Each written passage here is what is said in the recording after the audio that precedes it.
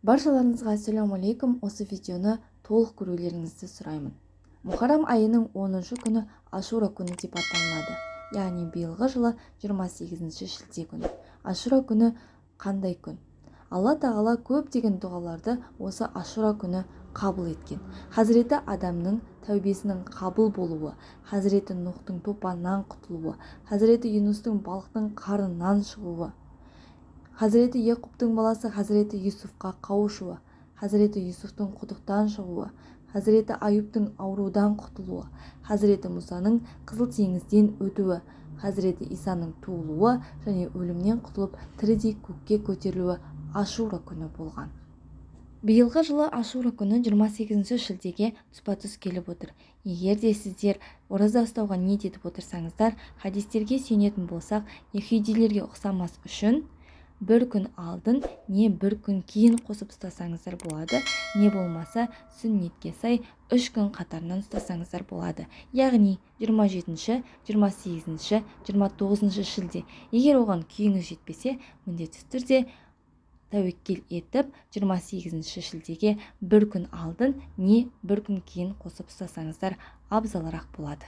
Амр ибн Ас радиаллаху ан бір сөзінде: Ашура күні ораза ұстаған бір жыл бойы ораза ұстағанмен тең, осы күні садақа берген кісі бір жыл садақа бергенмен тең болады деген риуаят келтірілген. Яғни сіз Ашура күні ораза ұстайтын болсаңыз, сіздің бір жылдық күнәларыңыз кешіріледі, әрі сол жылы тұта алмаған нәпіл оразаларыңыздың сауабымен қауышасыз. Сондай-ақ бұл қасиетті күнде ораза тұтқан адам періштелер, пайғамбарлар, шахидтер және салихтердің ғибадаттарындай сауапқа қауышады иншалла. Ашура күні ораза ұстаудан бөлек қандай амалдар жасаған абзал? Бірінші, көп сәлем беру керек. Хадис шерифте Ашура күні 10 мұсылманға сәлем берген адам бүкіл мұсылмандарға сәлем бергендей сауапқа қауышады. Екінші, ғұсыл алу керек. Хадис шерифте Ашура күні ғұсыл алған мұсылман күнәлардан тазарады.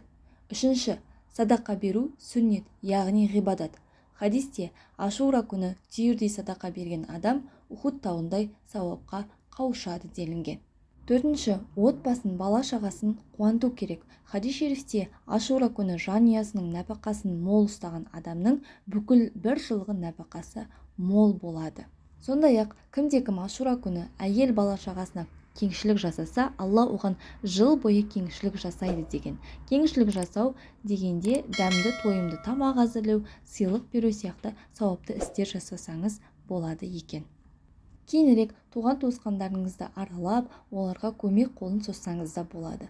Сонымен қатар бұл күні ілім үйренсеңіз де болады. Хадис шерифте Ашура күні ілім үйреніліп жатқан, немесе Аллаху тағалаға зікір етіліп жатқан жерде біраз отырған адам жәннатқа кіреді делінген.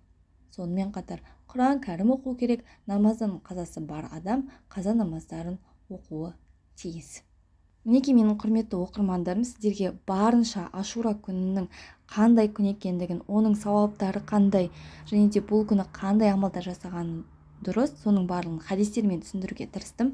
Егер сізге видео пайдалы болған болса, лайк басуды ұмытпаңыздар, және де пайдалы болады деген, осы күні сауапқа кеңесін деген достарыңызға, туысқандарыңызға, барлық жақындарыңызға жіберіңіздер. Өйткені жақсы нәрсені тарату арқылы сауапқа кенелесіз иншалла.